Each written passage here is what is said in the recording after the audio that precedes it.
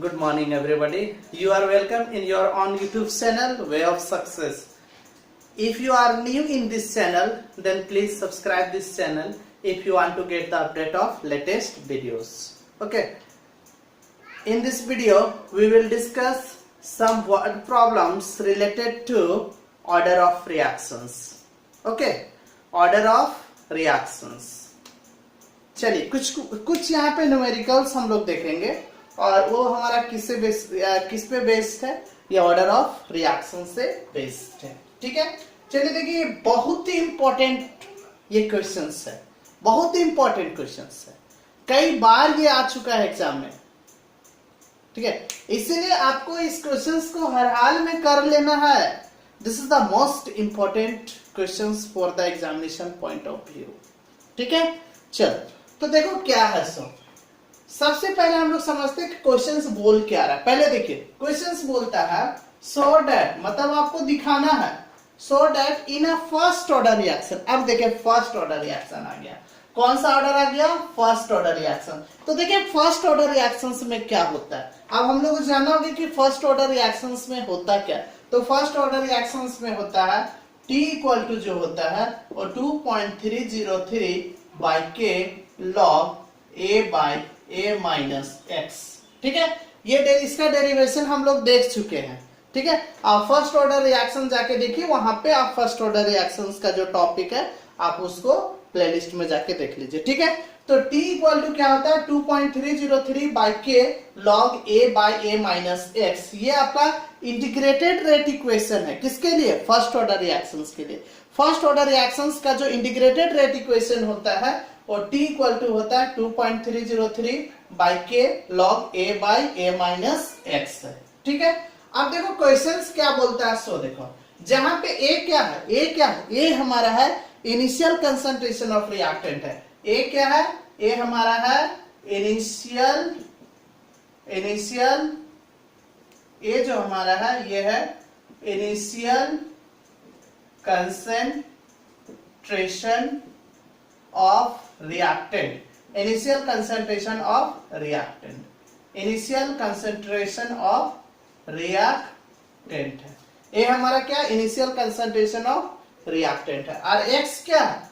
X concentration of reactant transformed into product during time T. During time T. T समय में जितना वो reactant product में convert हो जाता है वो हमारा क्या है? X है.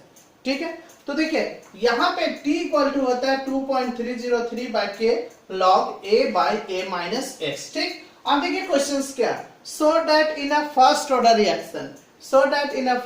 Reaction time required for completion of 99.9% is 10 times the half life of the reaction. Question prove करने बोल रहा है कि कोई भी अगर रिएक्शन है, अगर फर्स्ट ऑर्डर रिएक्शन है तो उसमें उस फर्स्ट ऑर्डर रिएक्शंस अगर है तो उसमें किसी रिएक्शंस को 99.9% होने में जो समय लगता है, क्या बोला कि 99.9% होने में जो समय लगेगा वो आधा होने में जितना समय लगता है उसका 10 गुना होता है. ये आपको प्रूव करके बताना है. देखिए क्या बोला.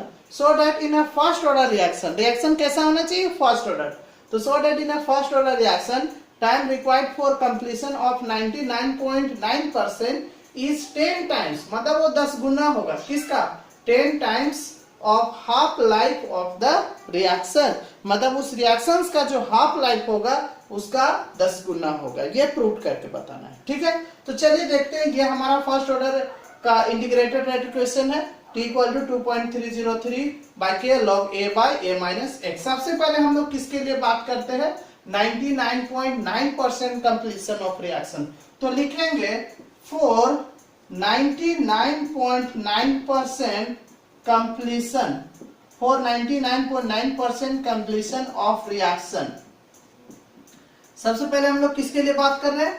For 99.9% completion of reaction. मतलब शुरू में हमारा कितना होगा? शुरू में होगा इनिशियल कंसंट्रेशन जो होगा वो कितना होगा? 100%.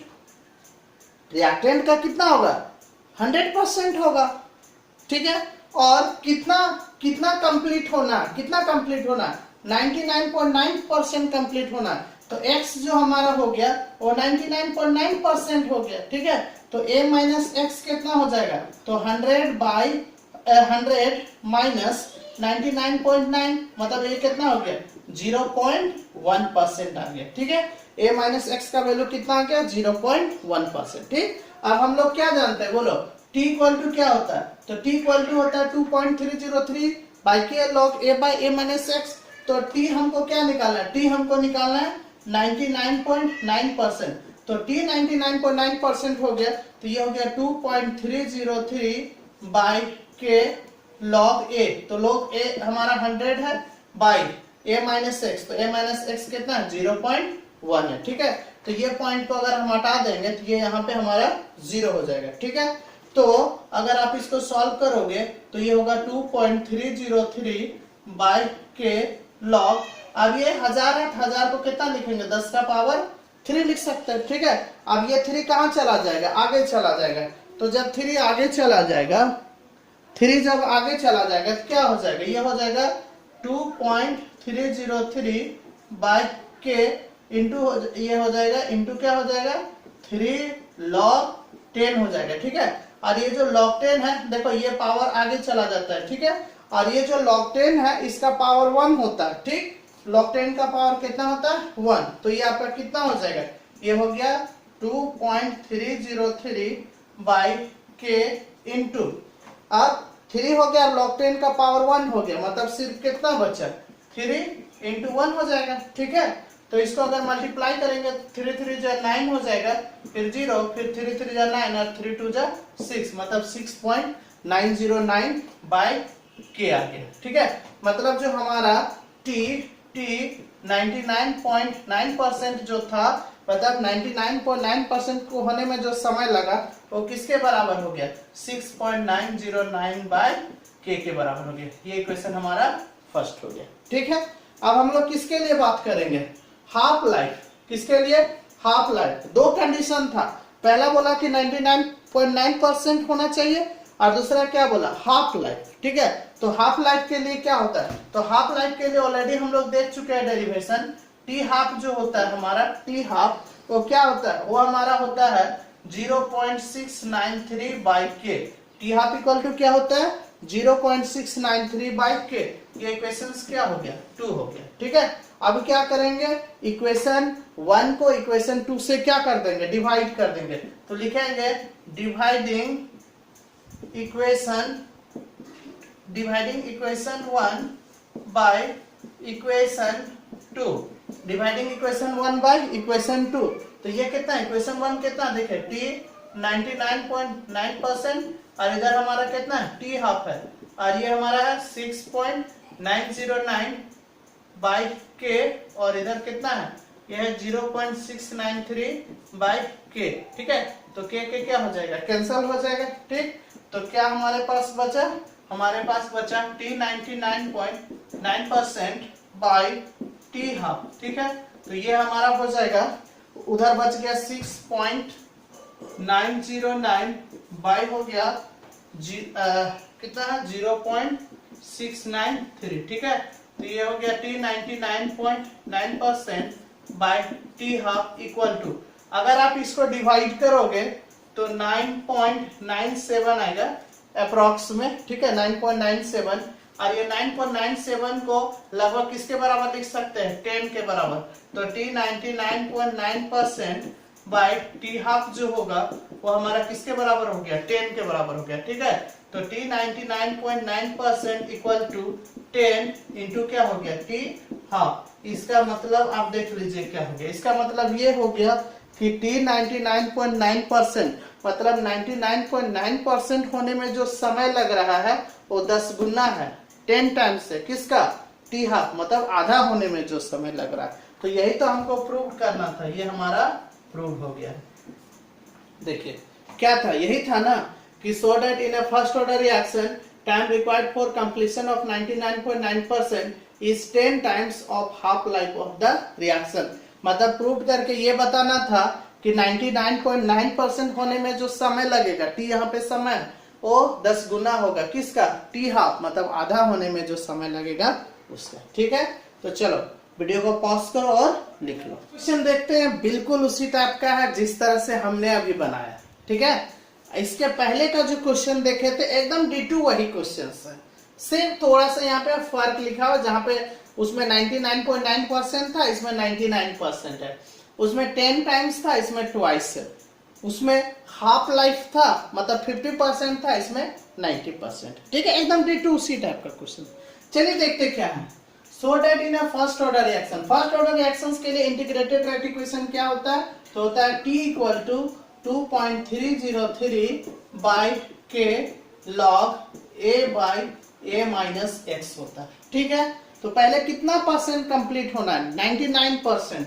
तो लिखेंगे for 99% completion of reaction, for 99% completion of reaction. इसका मतलब समझिए क्या है। इसका मतलब ये हुआ कि शुरू में A जो होगा, इनिशियल कंसंट्रेशन ऑफ रिएक्टेंट जो होगा, वो 100% होगा। कितना परसेंट होगा? 100%। फॉर 99.9 और रिएक्शन को कंप्लीट कितना होना है? तो 99% होना है। मतलब x जो हो गया हमारा 99%, तो a माइनस एक्स कितना हो जाएगा? तो 100 माइनस 99, मतलब ये 1% हो गया। ठीक है, और हम लोग क्या जानते हैं? इंटीग्रेटेड रेट इक्वेशन तो हमारा यही ना है। वो क्या है बोलो? t इक्वल टू 2.303 बाई के log a by a minus x. तो यहाँ पे लिखेंगे t। अब हमको कितना निकालना है? 99% के लिए तो क्या होगा बोलो? 2.303 बाई के